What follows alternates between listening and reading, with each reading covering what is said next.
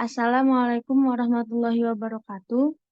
Kami dari kelompok 4 akan mempresentasikan hasil evaluasi kami yang berjudul Pancasila di Tengah Era Globalisasi. Yang kami hormati Bapak dosen pengampu Pendidikan Pancasila dan Kewarganegaraan, Bapak Dr. Andes Abdurrahman Rozak, MSI. Saya Halimatus Sadia sebagai moderator dan Lutfiah sebagai presentator, lalu ada Novia Rahma sebagai presentator, dan Afika Al-Aliyah sebagai presentator. Untuk mengefisiensi waktu, kita akan mulai pembahasan pertama yang akan dibawakan oleh Novia Rahmadina. Ketahanan ideologi Pancasila kembali diuji ketika dunia masuk pada era globalisasi, di mana banyaknya ideologi alternatif memasuki ke dalam segenap sendi-sendi bangsa melalui media informasi yang dapat dijangkau oleh seluruh anak bangsa. Itu perkataan menurut Profesor Dr. Andes Insinyur Reni Mahierni, MP. Selanjutnya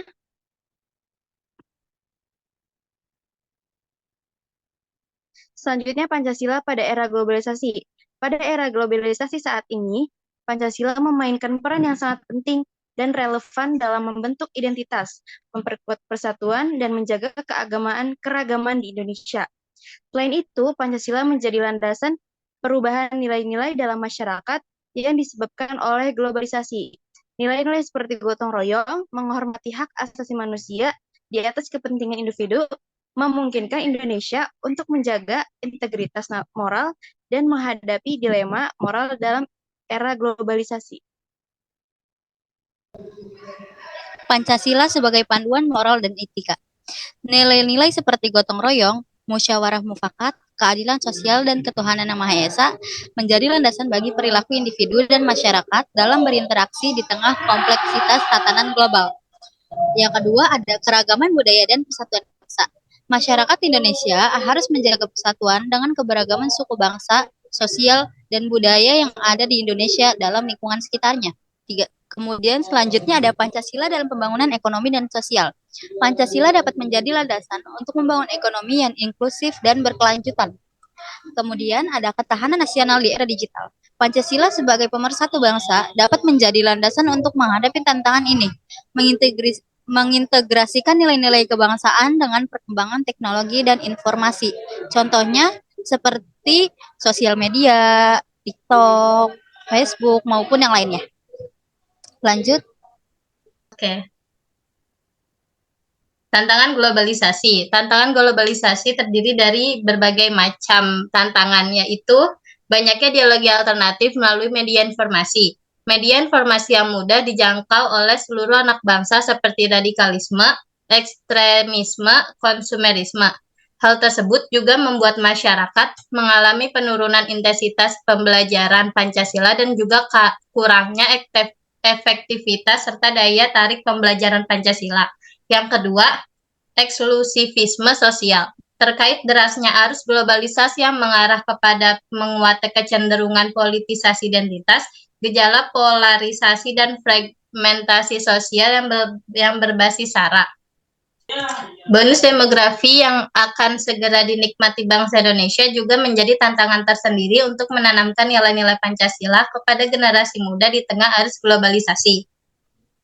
Selanjutnya dalam menghadapi era globalisasi, peran Pancasila bagi bangsa Indonesia tidak hanya bersifat simbolis, melainkan menjadi panduan yang esensial dalam menjaga identitas dalam keseimbangan. Pancasila bukanlah hambatan untuk berpartisipasi dalam dinamika global, tetapi justru menjadi fondasi kuat untuk memadu interaksi di tengah arus globalisasi yang semakin kompleks. Selanjutnya terdapat 5 manfaat nilai-nilai Pancasila pada era globalisasi, yaitu yang pertama, Indonesia dapat membangun kedaulatan ekonomi yang berkeadilan. Kedua, menjaga keberagaman budaya sebagai kekayaan. Dan ketiga, menyusun strategi ketahanan nasional yang adaptif terhadap perubahan era digital. Yang keempat, dapat membantu dalam memilih budaya yang dapat diterima dan bermanfaat bagi bangsa dan negara Indonesia. Kemudian yang terakhir, untuk tetap menjaga eksistensi kepribadian bangsa Indonesia, karena dengan adanya globalisasi, batasan antar negara semakin memudar. Selanjutnya dari hasil wawancara yang telah kita wawancarai kepada Ibu Novita Safitri selaku Ibu RT dan pewawancara sendiri dari Halimatus Sa'diyah, kemudian Afika Al-Alia, Novia Rahmadina, dan Lutfia. Memiliki hasil wawancara sebagai berikut. Yang pertama, masalah menurunnya nilai Pancasila di tengah era globalisasi. Apakah Ibu menganggap masalah ini penting? Mengapa? Kemudian, hasil jawaban pewawancara penting karena Pancasila di era saat ini sudah sangat kurang diterapkan di dalam kehidupan bermasyarakat. Kemudian pertanyaan selanjutnya adalah, apakah menurut Ibu masalah ini juga dianggap penting warga masyarakat yang lain? Mengapa? Itu jawaban penting. Karena di dalam menjalankan kehidupan bermasyarakat butuh yang namanya kesadaran dalam menerapkan nilai Pancasila. Pertanyaan selanjutnya yaitu, kebijakan apakah? Jika belum ada, yang harus dibuat untuk mengenai masalah ini apa saja? Jawaban dari Ibu RT tersebut ialah menyadarkan bahwa kehidupan itu harus bersosialisasi, mengajak masyarakat untuk berpartisipasi dalam kegiatan bermasyarakat. Kemudian pertanyaan selanjutnya yaitu, masalah kebijakan untuk menanganinya. Pertanyaannya, apakah keuntungan dari kebijakan tersebut? Jawaban oleh Ibu, menciptakan lingkungan bermasyarakat yang berlandaskan nilai-nilai Pancasila.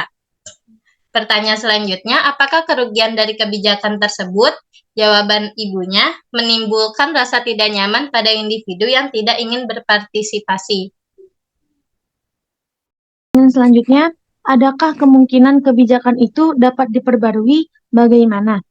Tidak, karena setiap individu memiliki argumen masing-masing, jadi tidak bisa memaksa kehendak orang lain. Selanjutnya ada pertanyaan, apakah kebijakan itu perlu diganti? Mengapa?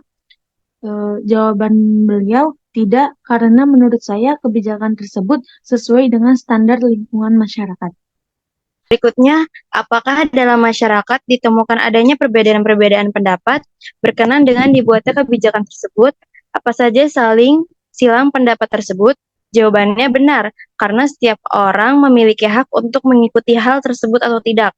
Kemudian pertanyaan selanjutnya, di mana dapat memperoleh lebih banyak informasi untuk memahami masalah ini? Kemudian Ibu menjawab, di lingkungan masyarakat setempat. Selanjutnya, sekian presentasi hasil analisis kami dari kelompok 4. Kurang lebihnya kita mohon maaf. Wabillahi taufiq wal hidayah. Wassalamualaikum wassalamualaikum warahmatullahi warahmatullahi wabarakatuh.